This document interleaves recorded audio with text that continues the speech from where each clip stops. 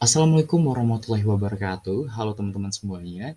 Pada kesempatan kali ini di mata kuliah Keselamatan dan Kesehatan Kerja dengan dosen pengampu Bapak Budiman STMTRT, saya Dasin Lorenza dengan NIM 066030321036 dari kelas 4 ini akan mempresentasikan materi mengenai AED, Automated External Defibrillator.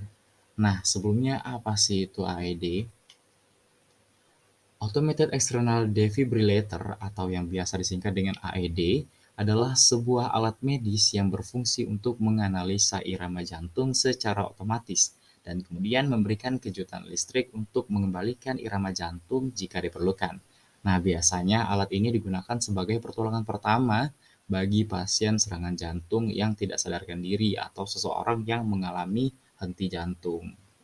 Nah, siapa saja sih yang boleh menggunakan AED atau siapa saja sih yang bisa menggunakan AED ini? Penggunaan alat ini, semua orang bisa menggunakan alat ini. Terdapat instruksi yang jelas mengenai tata cara dari penggunaan alat ini. AED ini akan mengukur suara irama jantung dan hanya akan memberikan Anda instruksi jika kejutan diperlukan.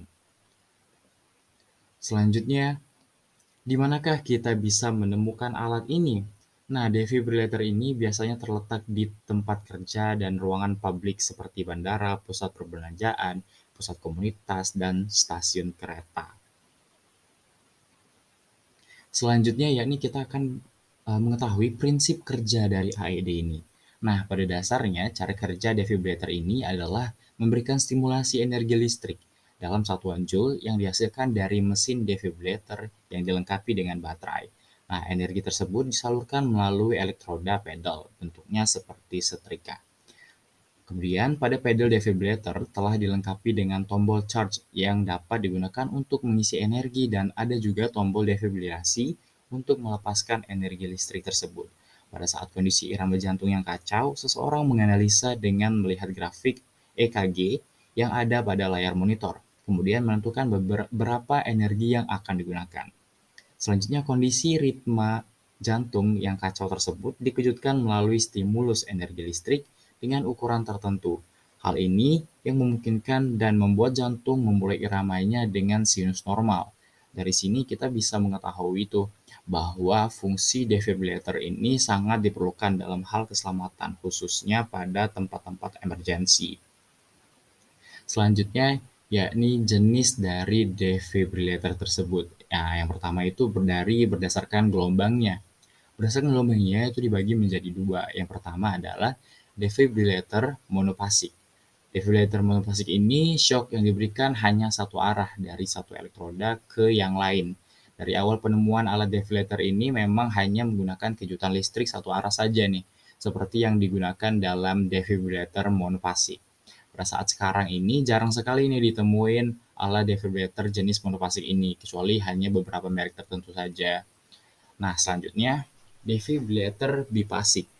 Awalnya, arah shock dibalik dengan menggunakan polaritas elektroda di bagian akhir dari kejutan yang disampaikan. Perbedaannya dengan monofasik adalah arus listrik yang digunakan menggunakan arus listrik yang mengalir dua kali. Pertama dari pedal defibrillator, pertama ke elektroda yang lain jenis kemudian kembali lagi. Ternyata defibrillator bifasik inilah yang memiliki tingkat efisiensi dan keberhasilan yang tinggi sehingga sekarang itu banyak sekali ditemukan dan kita banyak sekali menggunakan jenis defibrillator bifasik ini. Selanjutnya, jenis defibrillator berdasarkan fitur kerjanya. Berdasarkan fitur kerjanya, defibrillator itu ada 3 nih. Yang pertama, defibrillator manual. Nah, defibrillator manual ini menghasilkan kejutan secara manual. Defibrillator manual biasanya dilengkapi dengan monitor ECG untuk mendeteksi dan menganalisa jumlah energi yang akan diberikan, seperti ada di gambar tuh. Terus yang kedua ada defibrillator semi-otomatis. Defibrillator tipe ini mengirimkan tenaga kejut secara langsung ke jantung. Biasanya digunakan di ruangan operasi dan dalam situasi tertentu, di dalam ruangan emergensi pada saat open heart procedure. Yang terakhir ada AED defibrillator yang otomatis. Berbeda dengan defibrillator manual, AED defibrillator akan menganalisa ritme jantung pasien secara otomatis dan akan menentukan berapa energi yang akan dia lepaskan. Hal ini biasanya digunakan di tempat outdoor karena bentuknya yang kecil, ringan, dan mudah dibawa.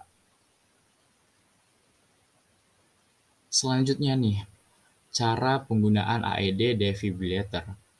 Yang pertama, pemasangan pedal AED defibrillator pada dada pasien, contohnya seperti yang pada gambar tuh.